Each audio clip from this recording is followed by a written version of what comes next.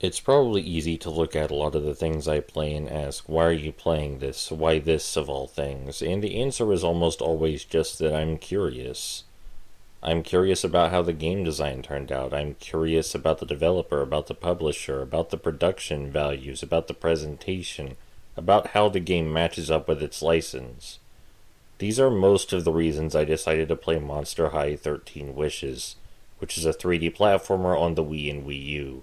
I remember finding it a bit odd as soon as it released back in, I think it was 2013, that they were creating a whole 3D platformer for direct-to-DVD Monster High film. Now, granted, Monster High films are generally more high quality and have more moral value than they have any right to as far as teaching young children is concerned, but an entire game? So I finally got around to playing it, and it's easy to say where it went wrong. It's very easy to point that out, but it's hard to say how it happened. Trying to hypothesize rather, how the game got in this state is kind of difficult, because I've never seen a game turn out exactly like this. I've seen games with similar issues, but not quite in this unique fashion. And that's why I'm recording and playing it for you, is so you can see exactly how bizarre this thing is, and we can talk about how it could have been made better. Ideally. So, enjoy the ride. Sometimes things don't work out exactly the way you think they should. It all started when Howleen found a magic genie lantern in the attic of Monster High. The lantern's genie, Gigi, granted Howleen 13 wishes. But the wishes had a dark side. Wisp, the lantern's shadow genie, began tempting Howleen to use her wishes for dark purposes. Howleen slipped further and further into Wisp's control. To make matters worse, a shadow eclipse was just moments away. The good genie, Gigi, warned that during a shadow eclipse, Wisp would rise from the shadows and become real. And if Wisp could trick Howleen into granting her the power of the lantern, she would take control of Monster High forever. Meanwhile, we ghouls traveled into the lantern to collect shards of a magical mirror that Gigi promised would break Howleen from Wisp's dark spell. Gigi gave me a special orb that allowed us ghouls to return from the lantern once all the lost mirror pieces were found. After finding all but one mirror piece, we returned to Monster High to collect the final shard from Wisp. Once we had all 13 mirror pieces, we could save Howleen and stop Wisp from taking over Monster High. But, like I said before, sometimes things don't work out exactly the way you think they should.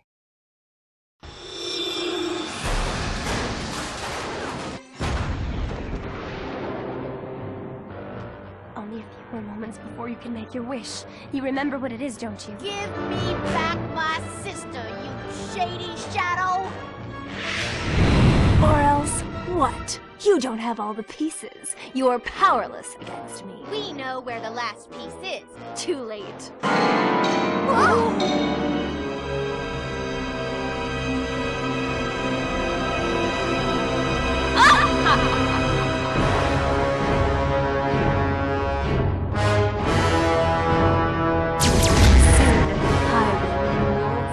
World.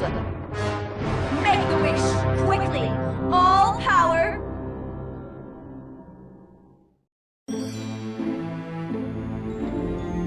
I wish all power to the Shadow Genie.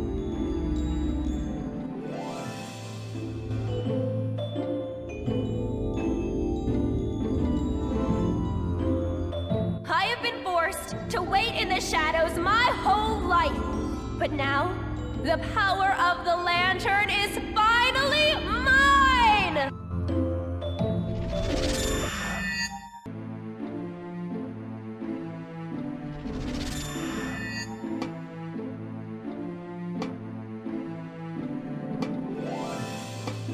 Ouch!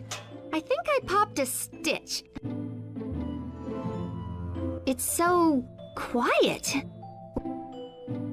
Oh yeah, the orb. Gigi gave me this so I wouldn't get trapped in the lantern. I better keep it with me. I may need it. This is Hallene's locker. Hallene! I wonder if she's still at the pool with Wisp. I hope there aren't any monsters at the pool. They'd be shocked to see me there. So yeah, not exactly the most high-quality graphics or endearing presentation. They even managed to make the movie clips look like shit somehow and messed up the audio balancing in the movie clips. I'm not sure how you do that. They also forgot to put music over the opening narration, which is a special kind of bad in itself, especially since they had multiple original compositions to choose from that were made specifically for this video game. So right now, in case the plot synopsis was not clear, the entire school is supposed to be under the Shadow Genie's control, including all of the students inside of it. But the place is just entirely vacant, and the few students that are wandering around are not under the Shadow Genie's control in any way, shape, or form. They're just standing there, staring at empty walls, doing nothing. Hey, Venus. And they ask where your friends are. So, that's a little concerning. As far as the narrative is concerned, this school should be the least empty place in the entire world right now, because the genie with the power to rule the world just got all her power right here at this pool we're running across. This giant pool. This enormous pool that could fit the population of a small country in it. Did I mention there's a sprint button? Because you're going to want to hold the sprint button down almost the entire time, because there is a lot of walking. There is so much walking. And you'll see exactly how walky the walking gets when we actually get into the first level, which is right up here.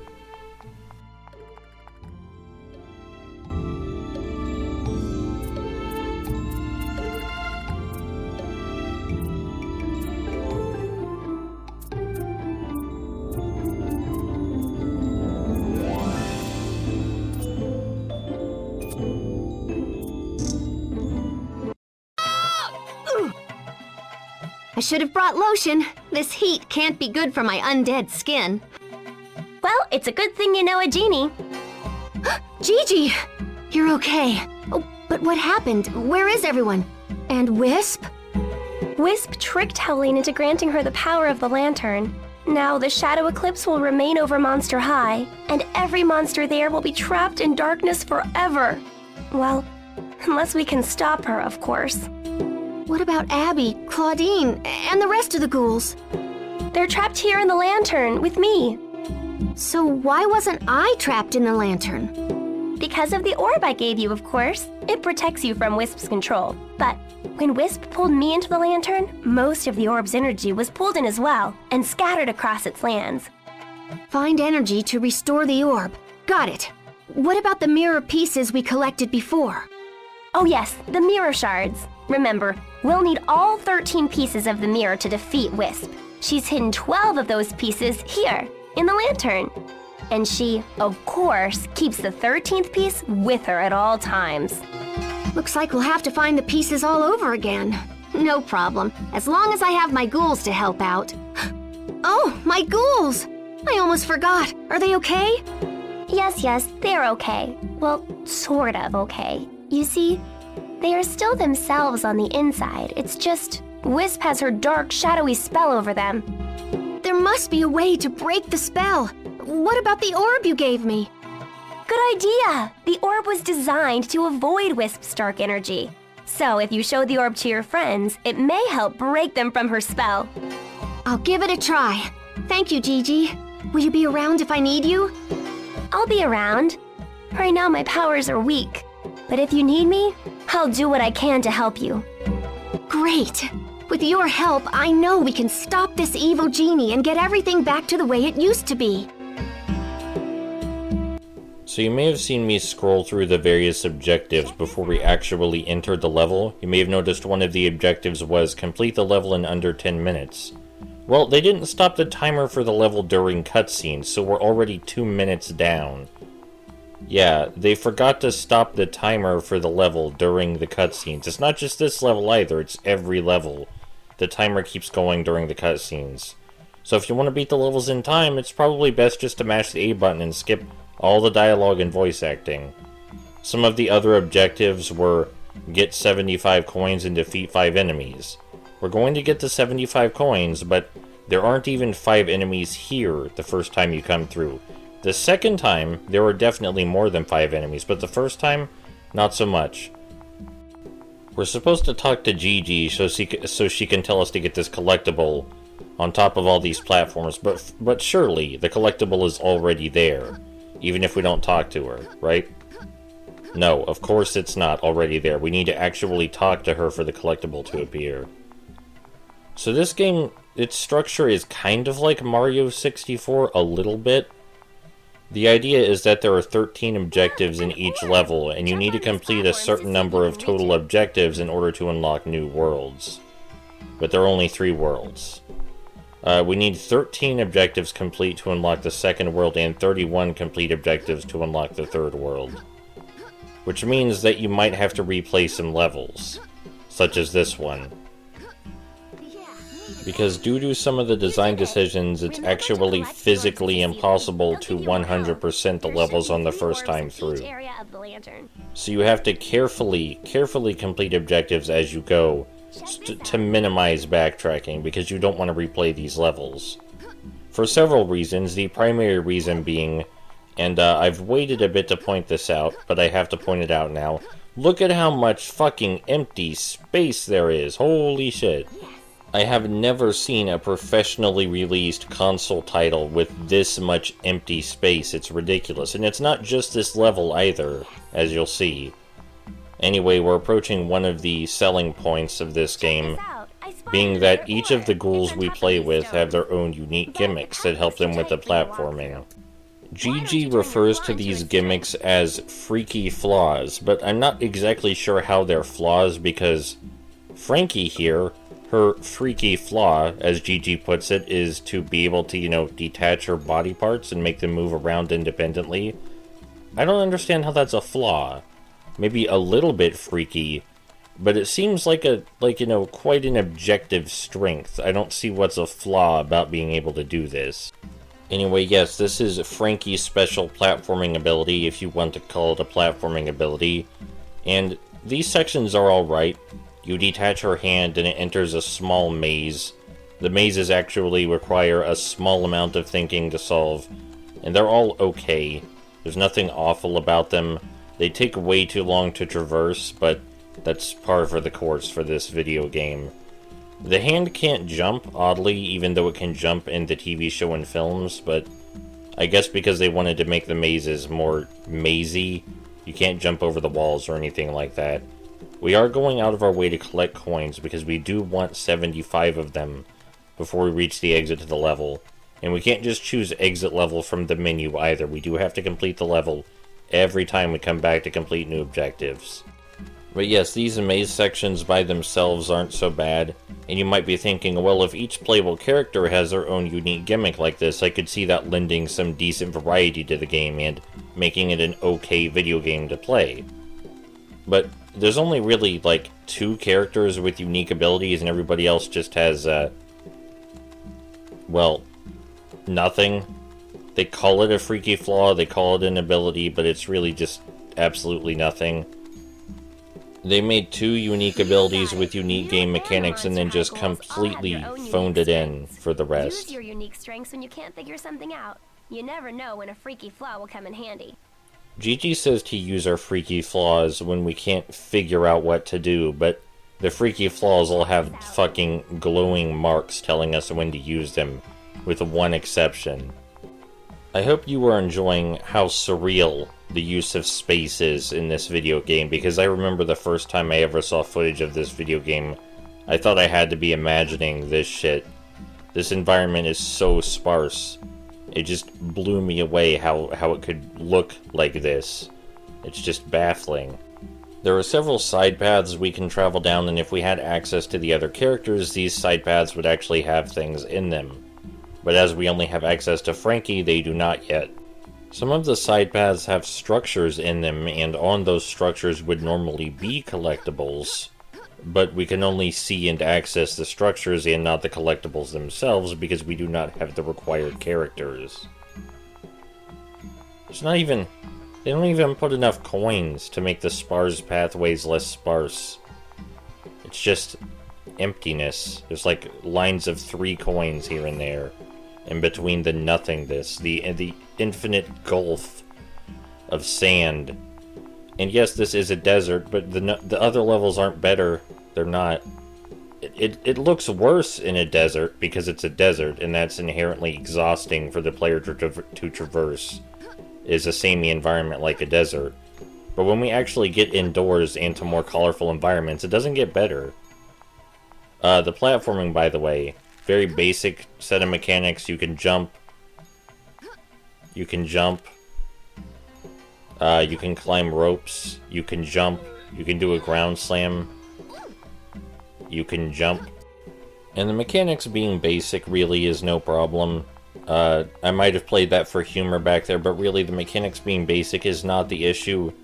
There are games with far more basic platforming mechanics that have a lot more going on in their design, such as a 3D platformer I played on this channel previously, Santa Claus in Trouble, which only let you jump and double jump, but explored those mechanics so thoroughly as to make a very entertaining game that's important to study for game design purposes.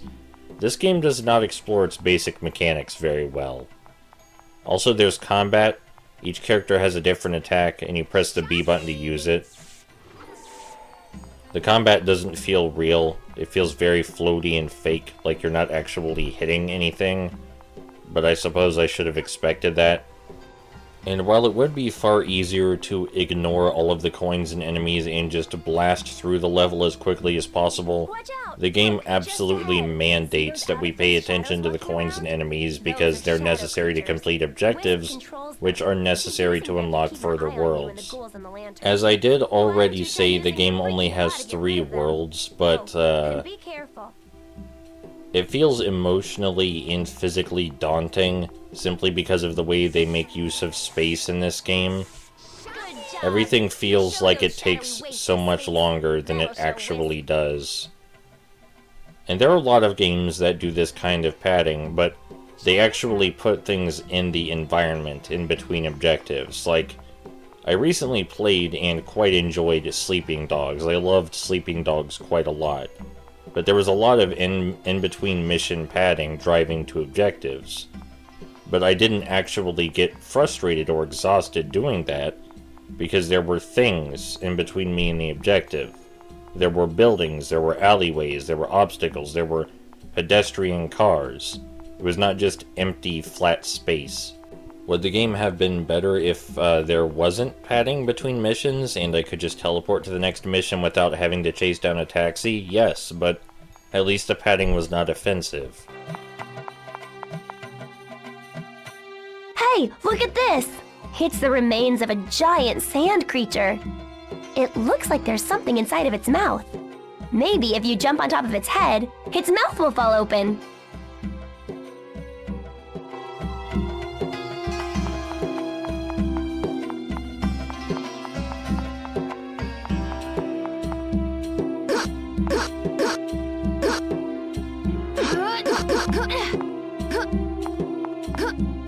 Good job making it up here. Now do a slam attack on its head, and that should make its mouth open. To do a slam attack, press the crouch button at any time while you're in the air.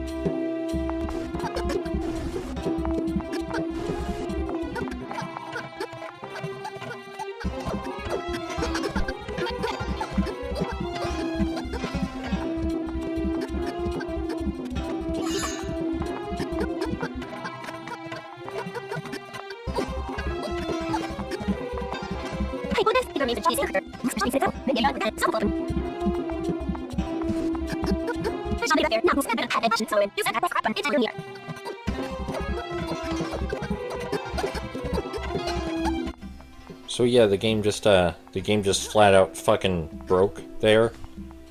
I was doing exactly the same thing I did before to complete the objective, and it just didn't work. Thankfully, that objective is optional, so we can skip it. But, yeah, that sure did utterly break for no discernible reason whatsoever. Thankfully, in between me desperately trying to get the game to work properly, we did go and grab the final orb in this level, which is another objective completed, in addition to getting the 75 coins. And we're going to complete another objective right up here. Laguna, you're okay. Of course I am, mate. Gil and I are enjoying a nice swim with our new friends.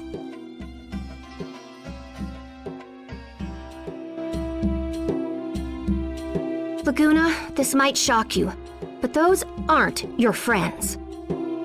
What are you talking about? Frankie, we are all friends here.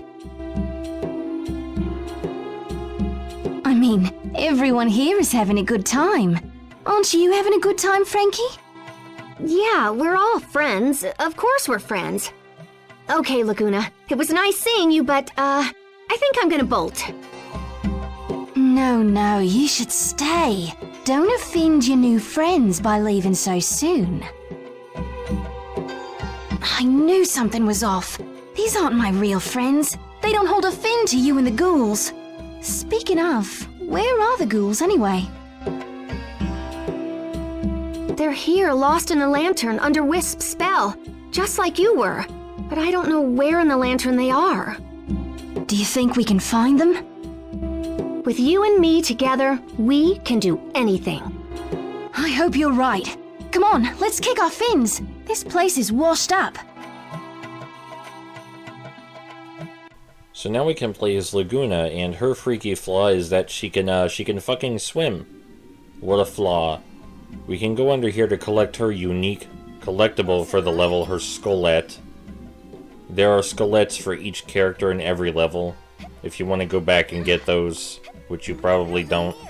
And we have the Mirror Shard, which means the level is now over, thankfully. Now after this, I go back into this same level to get the Frankie Skullette and then complete the level in under 10 minutes, which counts as 2 more objectives completed. And I also kill 5 enemies, but I'm not going to make you watch that, no. I'm not a monster. So, just gonna see next time, alright, for the next level.